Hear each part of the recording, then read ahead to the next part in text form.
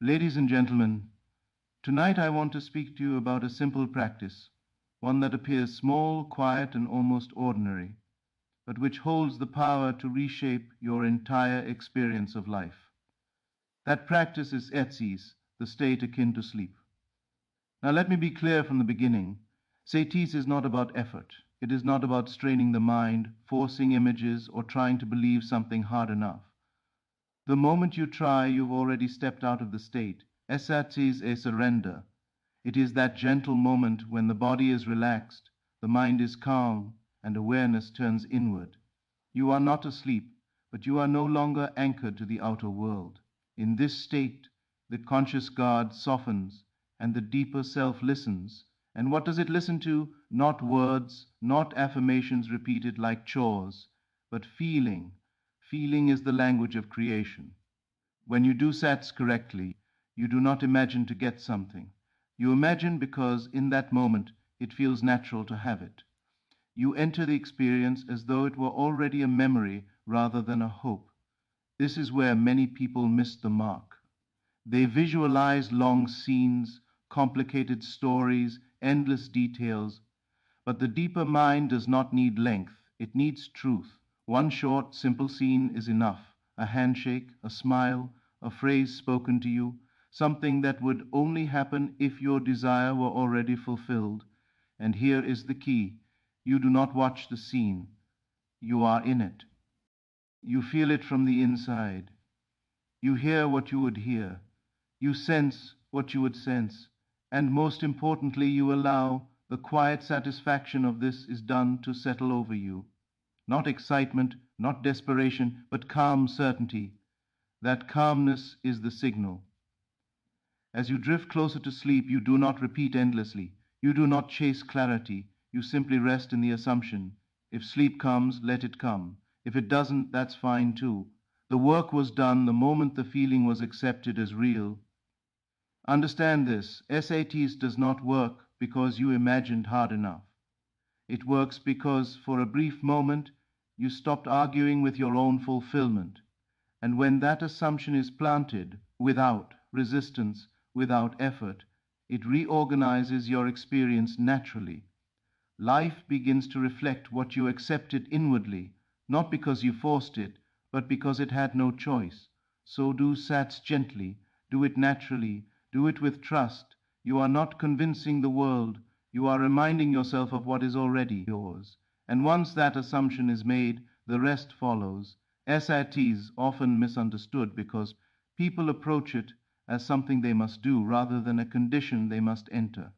They treat it like a method that requires effort, precision, and control, when in truth it is a state of awareness that arises when effort is gently withdrawn.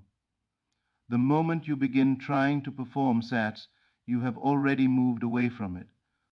This state cannot be forced because force belongs to the waking mind, and SATs exists just beyond it. The correct state is reached when the body is deeply relaxed and the mind is no longer actively managing thoughts.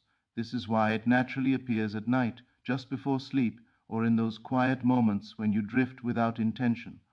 In this condition, attention is still present, but it is soft, unfocused, and inward. You are aware, yet not alert in the usual sense.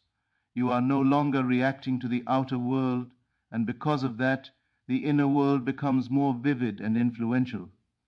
Many people believe SATs requires vivid images, sharp clarity, or complete stillness. None of these are required. The only essential quality is receptivity. When the mind relaxes its need to analyze or judge, impressions pass directly into the deeper level of awareness. This is why a drowsy mind is more powerful than a focused one.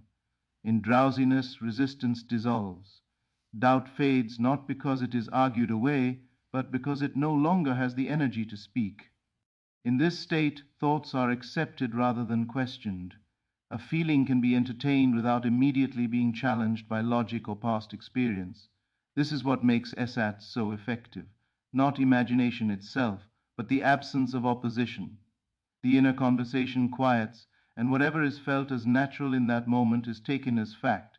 The deeper mind does not ask whether something is possible. It only registers whether it feels real.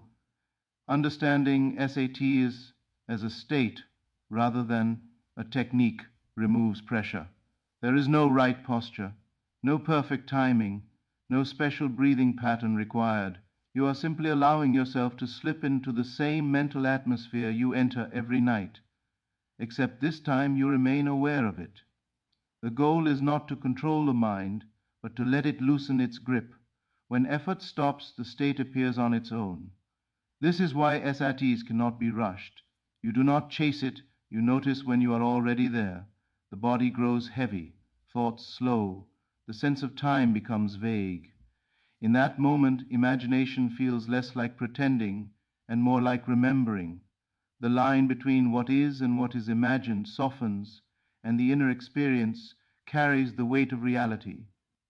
When SATs is understood this way, it becomes simple and natural. You are not using imagination to change the future. You are resting in a state where change happens automatically. The state itself is the doorway.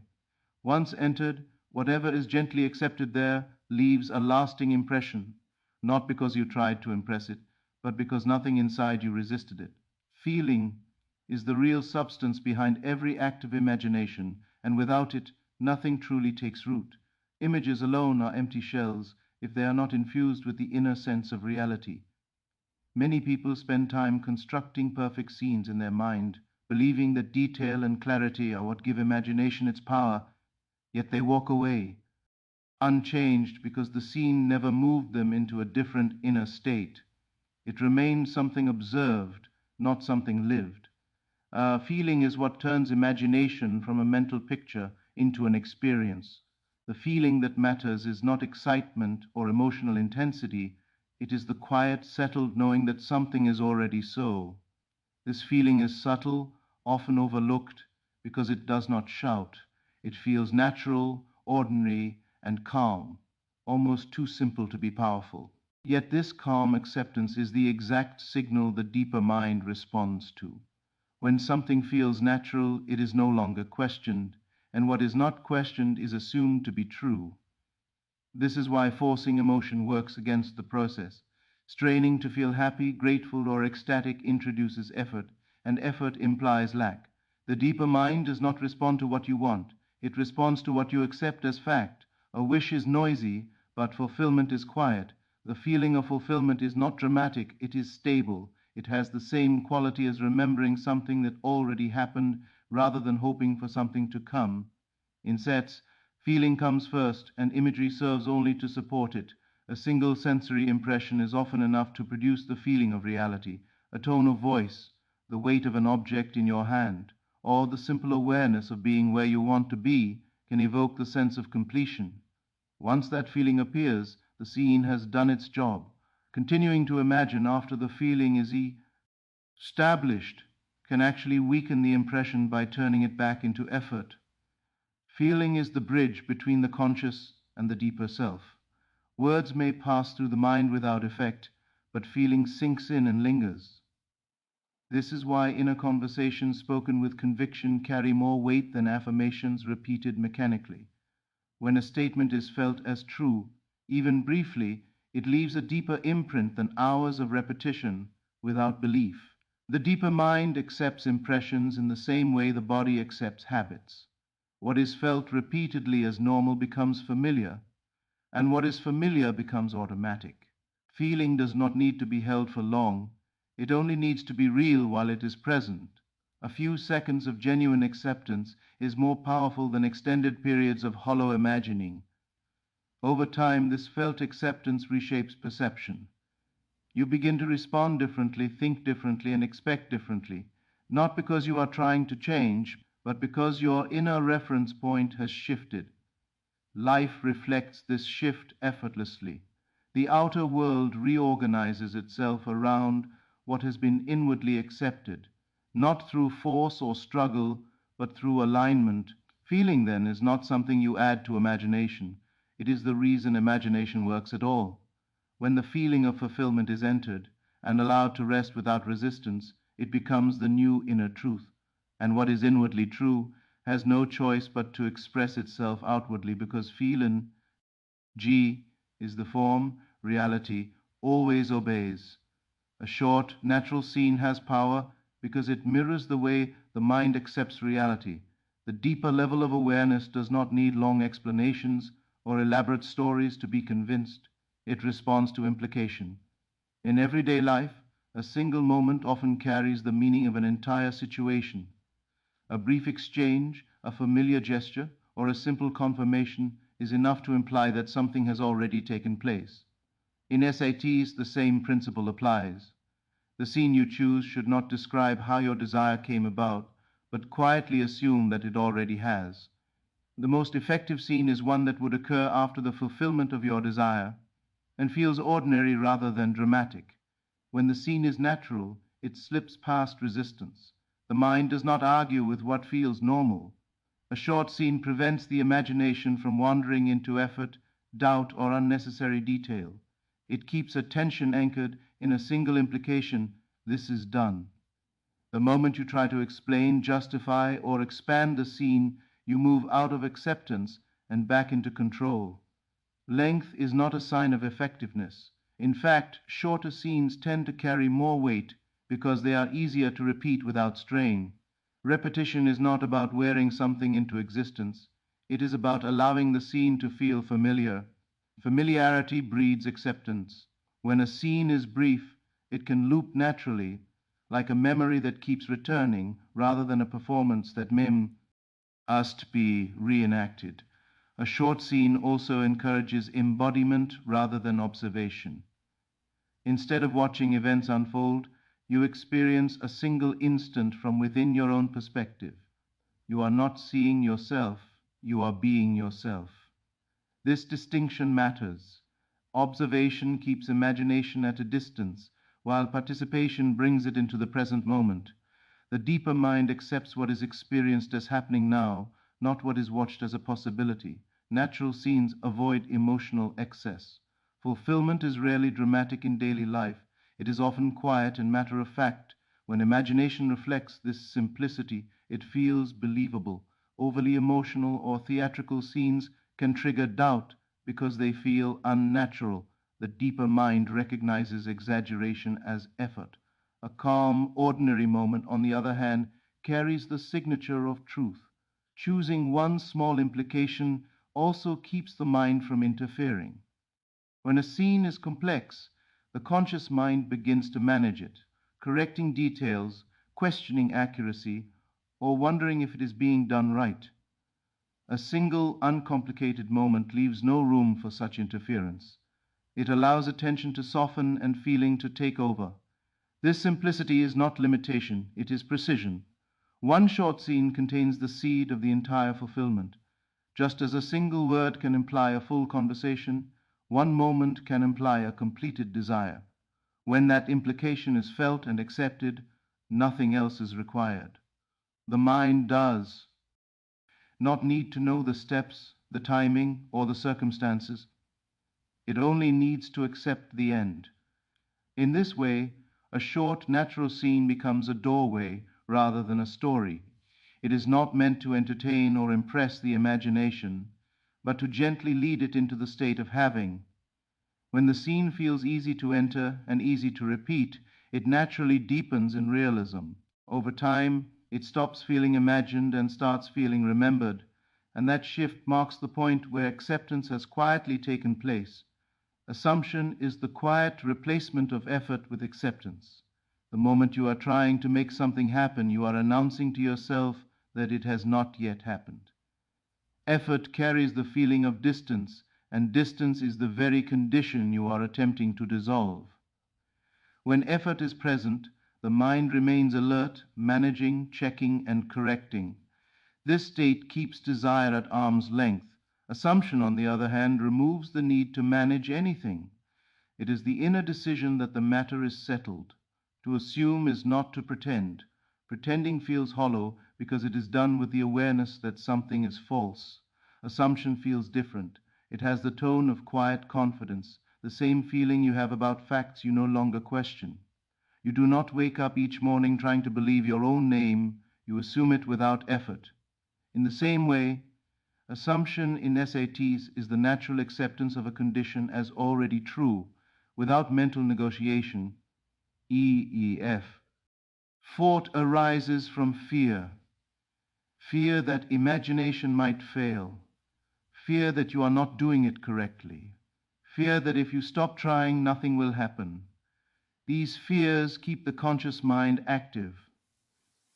But the conscious mind is not the creative agent, it is the observer. When you relinquish effort, you step out of observation and into being. The deeper mind responds to being, not trying. Assumption replaces effort through stillness. When you stop pushing, the body relaxes and the mind grows quiet. In this quiet, a new inner posture forms. Instead of reaching forward, awareness settles back. You are no longer looking toward fulfillment, you are resting inside it. This inner rest is what signals completion. Many people mistake repetition for effort. Repetition only becomes effort when it is done with urgency or doubt. When repetition comes from assumption, it is gentle and unforced, like returning to a familiar thought because it feels comfortable. You are not repeating to convince yourself. You are revisiting what already feels true. The difference is subtle but crucial. Effort demands proof. Assumption does not. When you are assuming, you are not scanning the outer world for confirmation or timing. You are not measuring progress. These behaviors belong to effort, not acceptance. Assumption has no interest in evidence because it is already satisfied. Satisfaction is the emotional signature of assumption. Letting go of effort does not mean abandoning desire. It means releasing contra. Control implies distrust. Assumption implies faith, not blind faith, but the quiet knowing that the inner act is sufficient.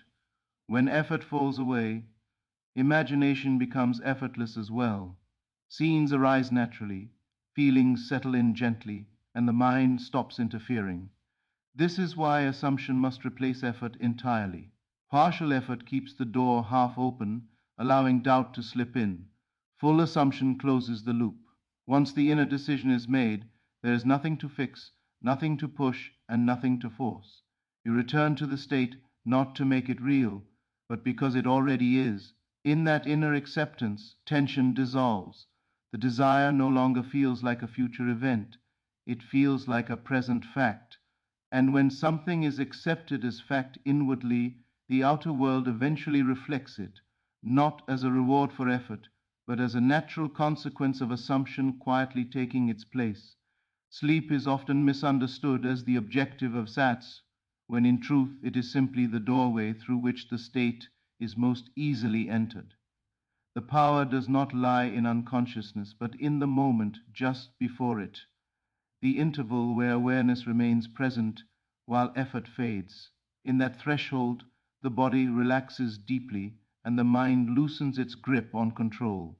This is the moment when impressions are received without resistance, not because sleep has arrived, but because wakeful tension has left. Many people believe they must fall asleep while imagining in order for the pract. Ice to work. This belief creates pressure and turns a natural process into a performance.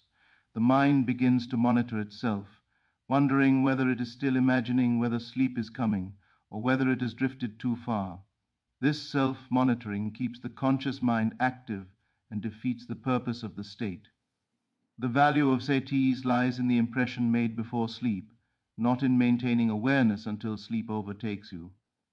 The period before sleep is powerful because it suspends critical thinking. Logic softens, doubt weakens. The mind is no longer invested in arguing for or against an idea. In this condition, a feeling can be accepted without interrogation. Once accepted, it does not need to be repeated endlessly. The impression has already been made. Sleep then acts as a seal, not because it adds power, but because it prevents the conscious mind from immediately undoing what was just accepted. You can enter this state without intending to sleep at all. It can happen during moments of deep relaxation, quiet reflection, or even brief pauses in the day when attention turns inward and the body softens. What matters is not the time of day, but the quality of awareness. If the mind is relaxed and receptive, the state is present. Sleep simply makes it easier because it naturally quiets effort. Falling asleep too quickly is not a failure, nor is remaining awake for longer. The effectiveness of the state is measured by the feeling accepted, not by the length of time spent in agening. A few seconds in the correct state is enough. The idea that more time equals more power is another form of effort disguised as discipline. The reason the moment before sleep is so valuable is that it blurs the line between imagination and reality. Thoughts feel less like deliberate choices and more like spontaneous experiences. In this condition, an imagined act can carry the same weight as an actual memory. The deeper mind does not distinguish between the two, it responds only to the feeling of reality. When SATS is understood this way, sleep becomes an ally rather than a requirement. You are not chasing unconsciousness, you are welcoming relaxation. You allow yourself to drift, knowing that once the feeling of fulfillment has been accepted, nothing more is required. Whether sleep comes immediately or slowly is irrelevant. This removes urgency and restores ease. You no longer need to hold on to the scene or fear losing it. The moment the feeling settles, the work is complete. Sleep simply carries you away from conscious interference, allowing the accepted impression to remain undisturbed. In that sense, sleep is not the goal. It is the natural continuation of a state that has already done its work. Consistency is what allows a state to become familiar, and familiarity is what turns an inner experience into a natural assumption. Intensity often feels productive because it carries emotion and effort, but effort signals that something is not yet secure. When practice is intense, it is usually driven by urgency, fear, or impatience. These emotions keep the desire framed as something distant, something that must be achieved. Consistency, by contrast, carries no desperation. It is calm, steady, and unremarkable, and that very ordinariness is what gives it power. A gentle, repeated return to the same inner feeling allows it to sink below the surface of conscious thought. The deeper mind learns through repetition, not through force. Just as habits are formed through small, repeated actions rather than dramatic gestures, inner states become dominant through quiet familiarity. Each time you return to the state of fulfillment without strain, you reinforce it as a normal reference point. Intensity tends to fluctuate. One day it is strong, the next day it fades, and this inconsistency introduces doubt. The mind begins to wonder whether the practice is working, whether it was done well enough, or whether more effort is required. These questions keep attention fixed on the process instead of the assumption. Consistency avoids this trap by removing performance from the equation. There is no peak to maintain, no emotional high to recreate. You simply return again and again to the same inner posture. Short, consistent sessions also prevent mental fatigue. When imagination is pushed too hard, resistance builds. The mind grows restless, distracted, or bored. Gentle practice keeps imagination fresh and willing. It feels like revisiting a familiar place rather than forcing a result. This willingness is essential because the deeper mind accepts what is approached naturally, not what is imposed. Consistency also shifts identity. When you repeatedly occupy a state, even briefly, it begins to feel like you. You start thinking from it rather than about it. Your reactions soften, your expectations adjust. This happens quietly, without conscious effort, because the state has become habitual. Intensity may create temporary emotional change, but consistency creates lasting inner alignment. Another advantage of consistency is that it reduces attachment to outcomes. When practice is intense, there is often an unspoken demand for quick results. This demand creates tension and impatience. Consistent practice has no such demand. It is not trying to force reality to move faster, it is allowing the inner shift to stabilize. This patience is not passive, it is confident. It trusts the process because it is no longer trying to control it. Gentle repetition also allows correction without judgment. If one session feels unfocused or dull, it doesn't matter because another session will follow. There is no sense of failure, only continuation. This relaxed attitude keeps the mind open and receptive. Harsh self-evaluation belongs to effort, not assumption. Over time, consistency dissolves the sense of separation between practice and daily life. The feeling you return to in quiet moments begins to appear spontaneously during the day. You notice yourself responding as though fulfillment were already assumed. This is not because you forced the feeling, but because you visited it often enough for it to become familiar. In this way, consistency does the quiet work that intensity cannot. It does not shock the mind into belief. It gently persuades it through familiarity. What is returned to regularly becomes trusted. What is trusted becomes assumed. And what is assumed no longer requires effort to maintain, because it has become the natural state you rest in again and again,